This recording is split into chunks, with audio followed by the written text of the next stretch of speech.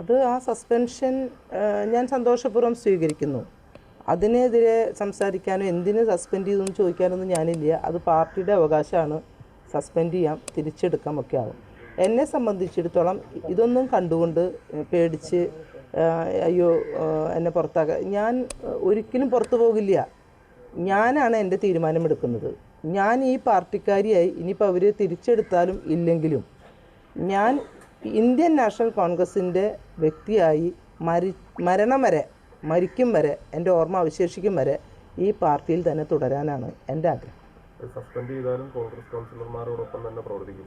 തീർച്ചയായിട്ടും. എനിക്ക് പക്ഷേ ഒരു കാര്യമുണ്ട്, അഴിമതിയുള്ള ഏതെങ്കിലും ഫയലുകളുണ്ടെങ്കിൽ ശക്തമായിട്ട് ഞാനതിനെ നേരിടും. കാരണം ഞാൻ ആഗ്രഹിക്കുന്നത് അഴിമതിരഹിത ഭരണമാണ്. അതിൽ ചില അജണ്ടകളും കാര്യങ്ങളും വരുമ്പോൾ ചിലപ്പോൾ അതിനോട് കൂടെ നിൽക്കുകയാണെങ്കിൽ മൗനമായിട്ടിരിക്കേണ്ടി വരും. അവിടെ ഞാൻ മൗനമാകില്ല, ശക്തമായിട്ട് തന്നെ അതിനെ നേരിടും.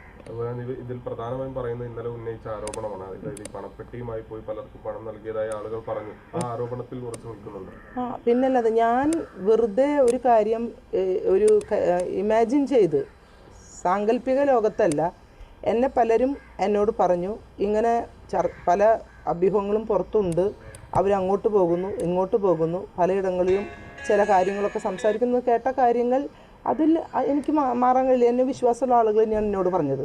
അതുകൊണ്ട് അതിൽ നിന്നൊന്നും ഞാൻ മാറുന്നില്ല. പക്ഷേ ഇനി പാർട്ടിക്ക് കൂടുതൽ ഡാമേജ് ഉണ്ടാക്കുന്ന കാര്യങ്ങളിലേക്ക് ഞാൻ പോകില്ല.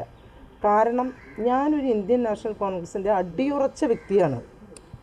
കുട്ടിക്കാലത്തൊക്കെ ഞാൻ കണ്ടിട്ടുള്ളത്, എൻ്റെ വീട്ടിൽ ഭക്ഷണമില്ലാത്ത സാഹചര്യങ്ങളിൽ ഗോതമ്പ് പൊടി കുറുക്കി ഭക്ഷണം വിശപ്പടക്കാൻ തരുന്ന സമയത്ത് ഒരു പക്ഷേ ഇലക്ഷൻ കാലഘട്ടങ്ങളായപ്പോൾ നമ്മൾ അതുകൊണ്ട് പശ കുറുക്കി പോസ്റ്റ് ഒട്ടിച്ച് നടന്നിട്ടുള്ളതാണ്.